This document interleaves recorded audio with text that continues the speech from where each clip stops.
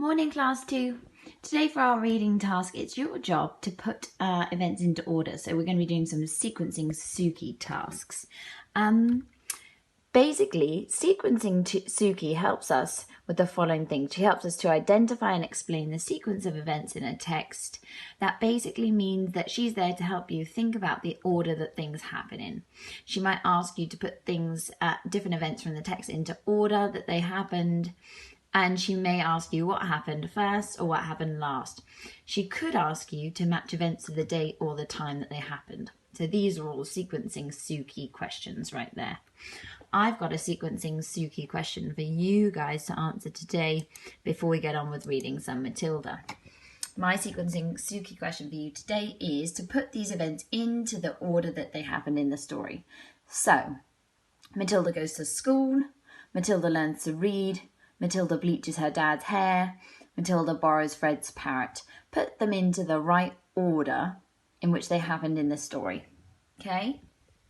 After you're done with that, you can watch my Reading Matilda story bit. This chapter is called Miss Trunchbull. Sorry, this is such a fiddle. The Trunchbull. In the interval, Miss Honey left the classroom and headed straight for the headmistress's study. She felt wildly excited. She'd just met a small girl who possessed, or so it seemed to her, quite extraordinary qualities of brilliance. There hadn't been time yet to find out exactly how brilliant the child was, but Miss Honey had learned enough to realise that something had to be done about it as soon as possible. It would be ridiculous to leave a child like that stuck in the bottom form.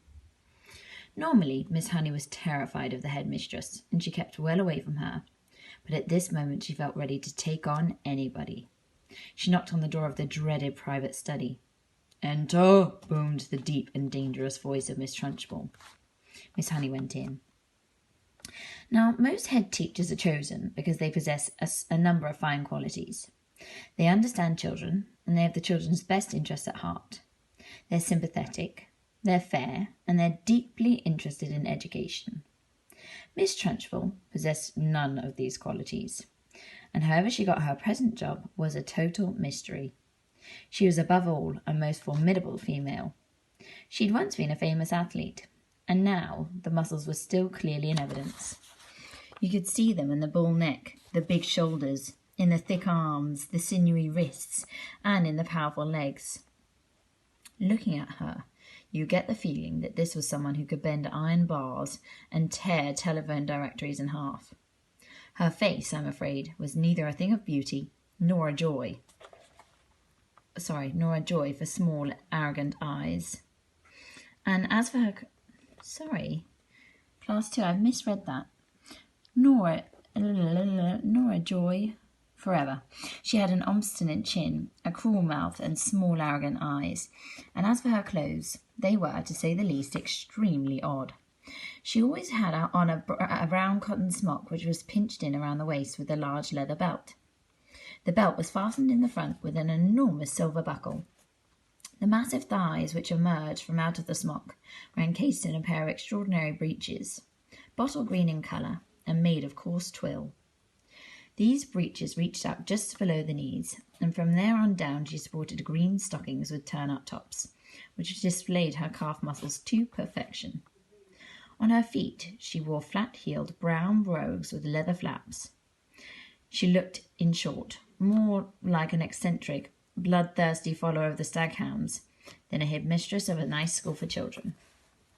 When Miss Honey entered the study, Miss Trunchbull was standing beside her huge desk with a look of scowling impatience on her face. "Yes, Miss Honey," she said. "What is it that you want? You're looking very flushed and flustered this morning. What's the matter with you? Those little stinkers been flicking spitballs at you?" "No, headmistress, nothing like that." "Well, what is it then? Get on with it. I am a busy lady." As she spoke, she reached out, and she poured herself a glass of water from a jug that was always at her desk. "There's a little girl in my class called Matilda Wormwood," Miss Honey began. "Ugh, that's the daughter of the man who owns Wormwood Motors in the village," Miss Trunchbull barked. She hardly ever spoke in a normal voice. She either barked or she shouted. "An excellent person, Wormwood," she went on. "I was in there only yesterday and he sold me a car. Almost new, only done 10,000 miles. Previous owner was an old lady who took it out once a year at the most. Terrific bargain. Yes, I liked Wormwood. He was a real pillar of our society. He told me the daughter was a bad lot, though. Said to watch her. Said if anything bad ever happened in the school, it was certain to be his daughter who did it. I haven't met the little brat yet, but she'll know about it when I do. Her father said she's a real wart.